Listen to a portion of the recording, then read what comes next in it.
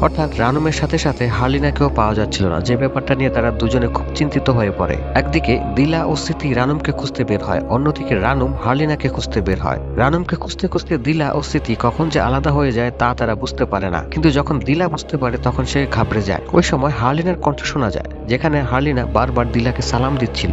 দিলা প্রচন্ড ভয় পেয়ে যায় এবং সেখান থেকে দ্রুত ফিরে আসতে থাকে। আর ঠিক তখনই সে তার সামনে হার্লিনার ভয়ঙ্কর চেহারা দেখতে পায়, আর তাতে সে ভয় পেয়ে তার হাত দিয়ে চোখ মুখ ঢেকে প্রচন্ড চিৎকার করতে থাকে। অতঃপর রানুমের ডাকে তার হুঁশ ফিরে আসে। দিলা চোখ খুলে দেখতে পায় যে তার সামনে হার্লিনা নয়, বরং রানুম দাঁড়িয়ে আছে। রানুমকে দেখে দিলা কিছুটা সাহস ফিরে পায় এবং স্মৃতির কথা জিজ্ঞেস করে। রানুম বলে যে সে স্মৃতিকে খুঁজতে যাচ্ছে। ততক্ষণে দিলা যেন উস্তাদ গনিকে ডেকে নিয়ে আসে। এদিকে স্মৃতি মাদ্রাসার চারপাশে রানুম ও দিলাকে খুঁজতে থাকে। খোঁজাখুঁজির এক সময় তার আশেপাশে জ্বলতে থাকা আলোগুলো নিভে যায়, এমনকি তার হাতে থাকা টর্চ লাইটটিও বন্ধ হয়ে যায়। খুব স্বাভাবিকভাবেই স্মৃতি অনেকটা ভয় পেয়ে যায়। ভয়ের মাত্রা বেড়ে যায় যখন সে হার্লিনার কণ্ঠে সালাম শুনতে পায়। সালাম শুনে স্মৃতি পিছনে ফিরে তাকায়, কিন্তু কাউকে দেখতে পায় না। পিছন থেকে সামনে ফিরতেই হঠাৎ হার্লিনা ভয়ঙ্কর রূপে হাজির হয়, সাথে সাথে স্মৃতিকে সালাম দেয়। স্মৃতি ভয় পেয়ে সেখান থেকে পালিয়ে আসে এবং এক দৌড়ে মসজিদের সামনে চলে আসে। মসজিদের সামনে এসে দেখতে পায় মাদ্রাসার সকল ছাত্রীরা নামাজ আদায় করছে, যা দেখে স্মৃতি কিছুটা স্বস্তি পায়। কিন্তু একটু পরই স্মৃতি অবাক হয়ে খেয়াল করে যে সবাই খুব দ্রুত নামাজ পড়ছে। এভাবে দ্রুত নামাজ আদায় করতে করতে হঠাৎ তারা থেমে যায় এবং সবাই স্মৃতির দিকে একসাথে তাকিয়ে থাকে। এমন সময় একটি খিমার উড়ে এসে স্মৃতির মুখের উপর পড়ে,